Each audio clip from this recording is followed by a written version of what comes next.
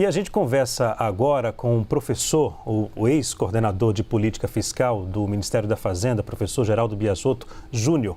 Bem, o presidente eleito, Luiz Inácio Lula da Silva, fez a seguinte declaração, abre aspas, obviamente que o Ministério da Fazenda tem autonomia, mas quem ganhou as eleições fui eu e eu quero ter inserção nas decisões políticas e econômicas desse país. Fecha aspas. Professor, como é que o senhor avalia essa frase do presidente eleito Luiz Inácio Lula da presença aqui no CNN sábado de hoje? Olha, bom, primeiro boa tarde para vocês, Leandro e Tainá. Bom, pelo menos é uma luz no fim do túnel, né? Porque já estou cansado dessa história de que a economia é uma coisa absolutamente isolada do restante do mundo, né? Não, a economia é a política. As pessoas decidiram por uma certa inserção política, né? Uma certa política econômica, políticas públicas, políticas de saúde, e o presidente tem que interferir nesse processo, porque senão, inclusive, é uma falsidade, né? Não adianta que aí as decisões econômicas, elas são políticas. Decidir se vai aumentar o imposto de renda ou não é uma decisão política, evidentemente. Tudo bem, Geraldo? Aqui quem fala é a Tainá Falcão. Vou te fazer uma pergunta agora direcionada sobre a PEC em discussão no Congresso, que pode abrir espaço para um Bolsa Família de R$600, sacramentar uma das principais promessas de campanha do presidente eleito. A gente viu agora há pouco o nosso analista o Caio falando que tem gordura para cortar, que deve ficar bem menor, assim, bem menor não, né? Mas um pouco menor do valor que foi apresentado inicialmente pelo PT.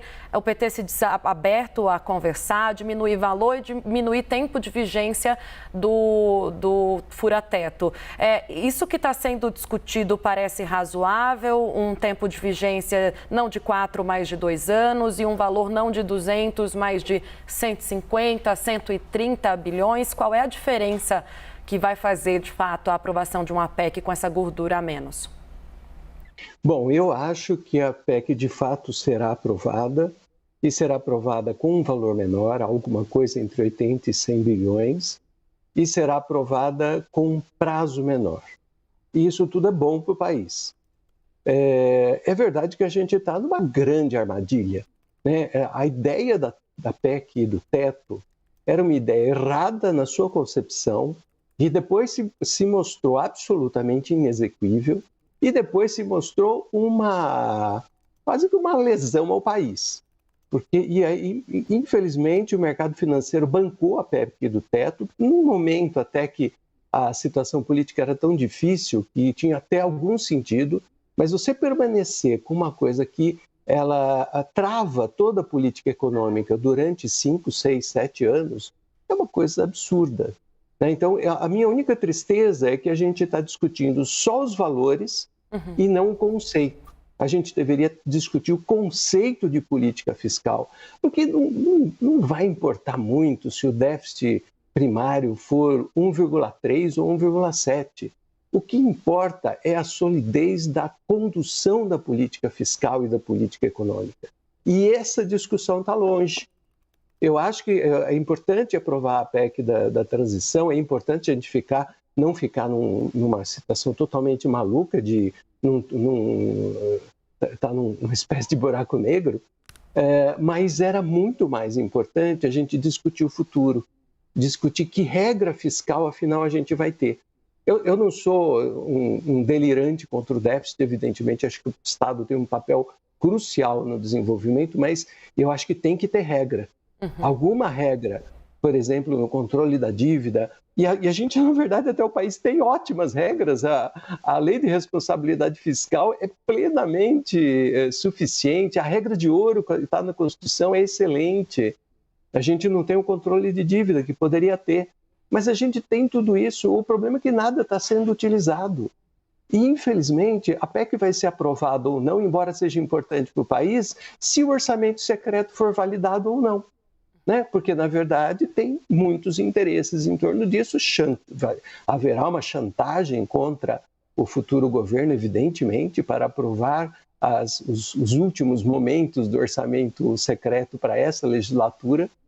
E a tristeza é essa, a gente vai estar vivendo em torno de uma quimera, não de uma coisa efetiva que o país precisa. Leandro, deixa eu só complementar a minha pergunta, já que você falou sobre a necessidade de se discutir, Geraldo, uma substituição para o teto, né?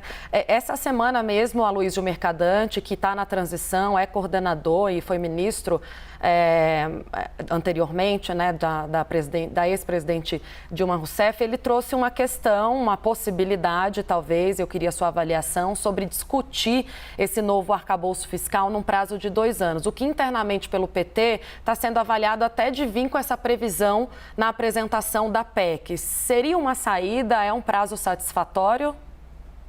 Acho fundamental. Talvez fosse o grande elemento da PEC do ponto de vista mais estrutural para o país. A gente precisa de uma regra fiscal que valha, porque, inclusive, a própria PEC do teto, na verdade, ela é PEC do extrateto, né?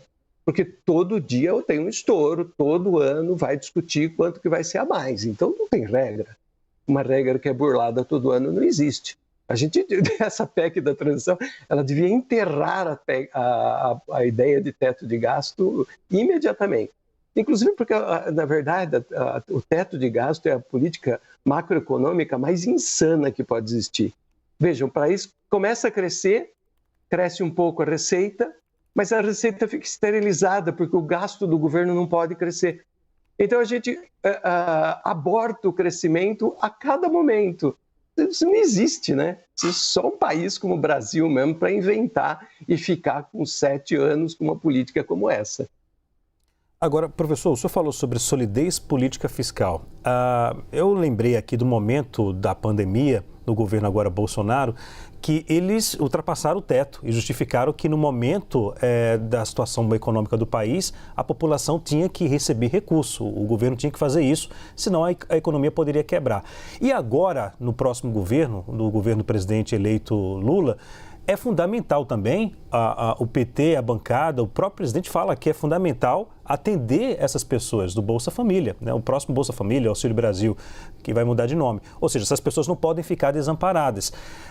Qual seria a solução, professor, de uma forma urgente agora? Seria cortar gastos? Esse seria o melhor caminho agora, já que não houve uma sinalização ou não há até então uma estratégia ou mudança para tentar respeitar a questão fiscal do país?